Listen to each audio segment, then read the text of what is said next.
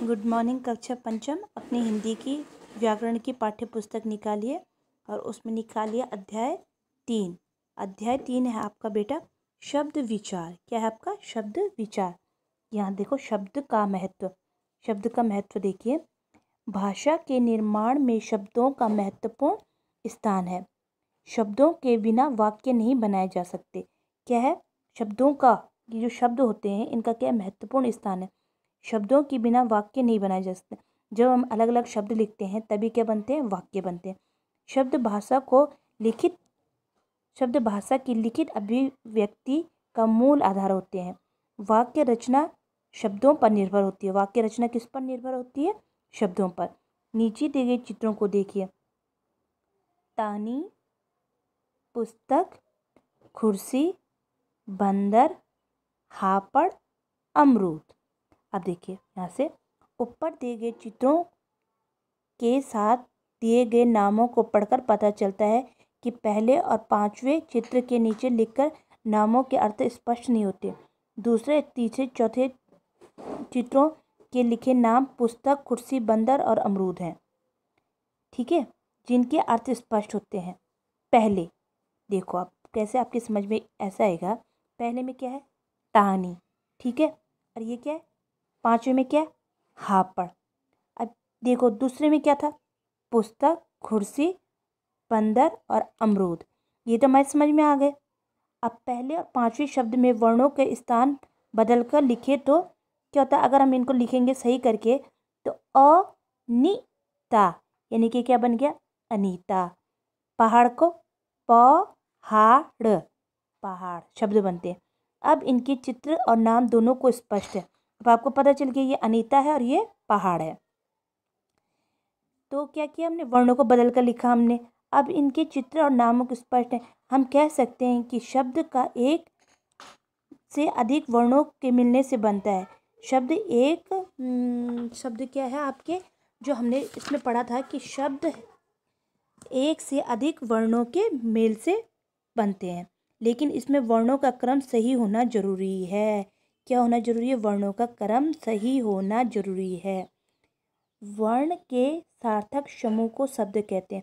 जब इनका सार्थक समूह यानी कि मीनिंगफुल होगा तभी वो क्या होगा? शब्द बनेंगे। अलग अलग बनेंगे तो कोई शब्द नहीं बनेगा। जैसे था तानी, तानी कोई शब्द नहीं बन रहा है। क्या नाम पता नहीं चल रहा इसका? तानी। यह हापड़ कोई नहीं था, लेकिन जब हमने सही लिखा है पहाड़ तब हमें पता चले पहाड़ है और ये अनीता है।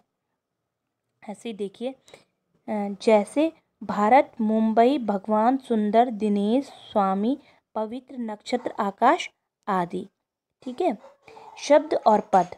जब कोई शब्द किसी वाक्य में प्रयोग होता है तो वह शब्द पद बन जाता है। जैसे लड़का खाना खाता है। लड़का क्या है? एक शब्द है, लेकिन वाक्य में प्रयुक्त होने के लिए लड़का क्या बन गया है? पद बन गया है। हिंदी भाषा में शब्दों का वर्गीकरण 4 आधार पर किया गया है। ये आपने कक्षा 4 में भी पढ़ा था। अर्थ के आधार पर, बनावट या रचना के आधार पर, उत्पत्ति या शोध के आधार पर और प्रयोग के आधार पर 4 वर्गों में से बांटा गया है। अब पेज पलटिए। सबसे पहले है अर्थ के आधार पर। अर्थ के आधार पर 2 भेद होते हैं, सार्थक और निरर्थक।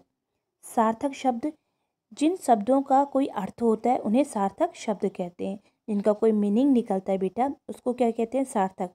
जैसे सुंदर, लड़की, अध्यापक, कवित्री आदि, ये सार्थक अर्थ दे रहे हैं। ये सार्थक शब्द है। जैसे आपको पता है सुंदर क्या होता है? अच्छी चीज़ को हम सुंदर कहते हैं। लड़की होती है, मतलब इनका अर्थ बन रहा है। अब जैसे ख है निरर्थक। जिन शब्दों का कोई अर्थ नहीं होता उन्हें निरर्थक शब्द कहते हैं। जैसे वाणी, छक, वोटी, वूल आदि, इन शब्द का कोई अर्थ नहीं, अतः ये क्या है? निरर्थक शब्द है। इनका क्या है? कोई मीनिंग नहीं बन रहा है, तो इसलिए इन्हें कहते हैं निरर्थक शब्द। अब देखिए आप, दूसरा है बनावट या रचना के आधार पर शब्द के भेद। बनावट या रचना के आधार पर 3 प्रकार के भेद बताए। रूढ़ शब्द, यौगिक शब्द, योग रूढ़ शब्द, 3 भेद, ठीक है। पहला आता है रूढ़ शब्द। फूल, फल, दवात, कलम, ऐसे शब्द किसी विशेष अर्थ से प्रयोग किए जाते हैं। यदि इनके खंड कर दिए जाए तो इनका कोई अर्थ नहीं निकलता। अगर इनको हम अलग अलग कर देंगे तो इनका कोई अर्थ नहीं है।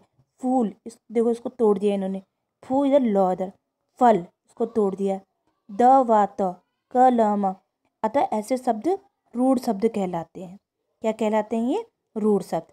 दूसरा आता है यौगिक शब्द, कंबाइंड वर्ड्स, हिमालय हिमालय, विद्यालय विद्यार्थी। ये दो शब्दों से मिलके बने हैं, अतः इसमें सब प्रत्येक शब्द का अपना अर्थ होता है, अतः ये यौगिक शब्द कहलाते हैं। जैसे दो कैसे बना है? जैसे हिम धन आलय, विद्या धन आलय, विद्या धन अर्थी विद्यार्थी। अब आप बोलोगे कैसे? हिम, हिम मतलब होता है बर्फ, हिम को हम हिम धन आलय, हिमालय, दो अलग अलग शब्द उससे बना है। विद्याधन आलय और विद्याधन अर्थी। ठीक है, यानी कि ये क्या बने हैं? यौगिक शब्द क्या बने हैं? दो शब्दों से मिलकर बने हैं। अब आता है योग रूढ़, गौ वाला योग रूढ़। दशानन शब्द दो शब्द के योग से बना है, दश धन आनन, किंतु ये विशेष अर्थ रावण को व्यक्त करने से रूढ़ होगा। अतः इसी प्रकार चारपाई भी शब्दों के योग से बना है, किंतु खटिया के अर्थ को व्यक्त करने से रूढ़ होगा। अतः ऐसे शब्द योग रूढ़ शब्द कहलाते हैं। जैसे इन्होंने कहा दशानन, 10 धन आनंद, मतलब जिसके 10 सिर हैं। तो 10 सिर किसके होते हैं? रावण। तो इन्होंने किसको व्यक्त कर रखा है? रावण को। इसी प्रकार चारपाई, चार पाई, लेकिन आपको पता है किसको बता रहे हैं? खटिया को। तो ऐसे शब्द को क्या कहते हैं? योग रूढ़ कहते हैं। ओके, अब अपना पेज पलटिए। अब आपका आता है तीसरा, उत्पत्ति के आधार पर। उत्पत्ति के आधार पर स्रोत के आधार पर शब्दों को चार भेद होते हैं।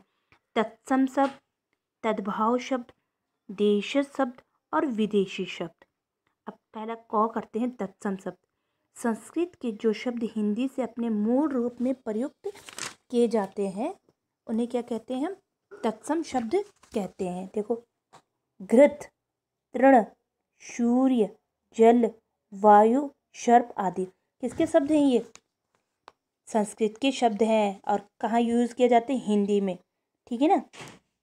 अब इसी प्रकार से तद्भव शब्द, वे शब्द जो संस्कृत के रूप से बदलकर हिंदी में प्रयुक्त किए जाते हैं तद्भव शब्द कहलाते हैं। जैसे घी संस्कृत के घृत शब्द से बना है। घृत क्या है? संस्कृत शब्द है।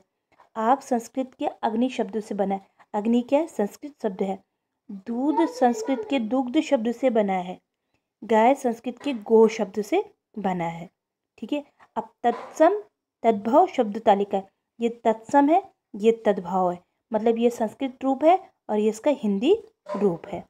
अब गौ आता है देशज शब्द। जो शब्द क्षेत्रीय प्रभाव के कारण हिंदी में प्रयोग किए जाते हैं उन्हें देशज शब्द कहते हैं। जैसे ईंट, रोड़ा, पत्थर, किताब आदि। ये क्या है? देशी शब्द है, इनको देशी शब्द बोलेंगे इनको। अब है घ विदेशी शब्द।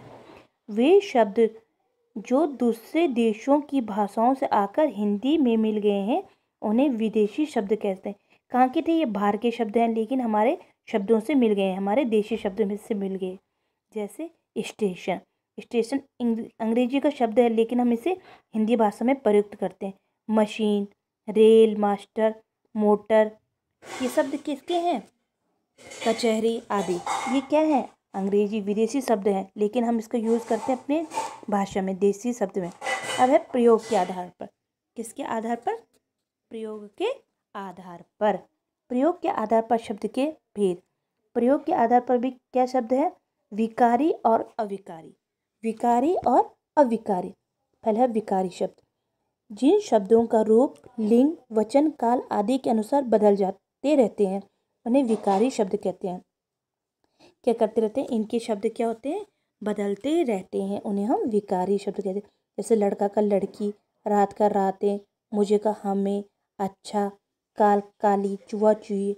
विकारी शब्द चार भेद होते हैं। विकारी शब्द के भी चार भेद है, संज्ञा, सर्वनाम, विशेषण और क्रिया। ठीक है। अब आता है आपका अविकारी।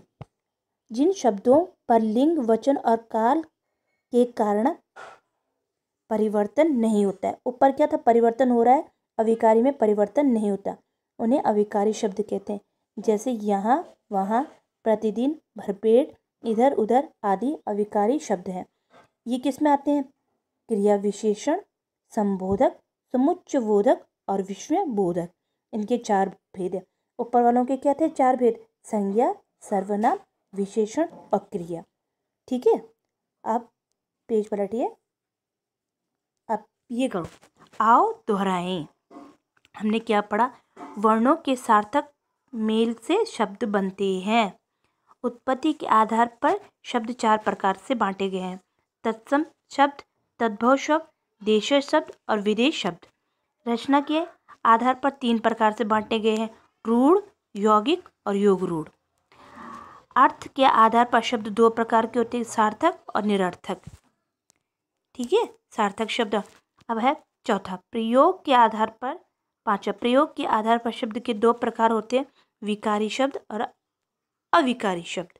इसमें हमने शब्द के बारे में बताया कि कैसे वर्णों को जोड़कर शब्द बनाते हैं और जो उनका सार्थक शब्द होता है वही क्या बनता है, शब्द बनता है।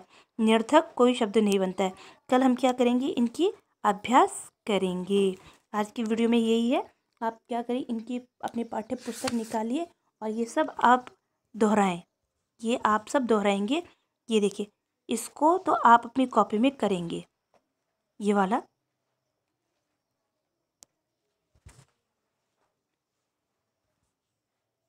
ये देखिए, और ये परिभाषाएं आप लिखेंगे। बाकी हम कल की वीडियो में करेंगे।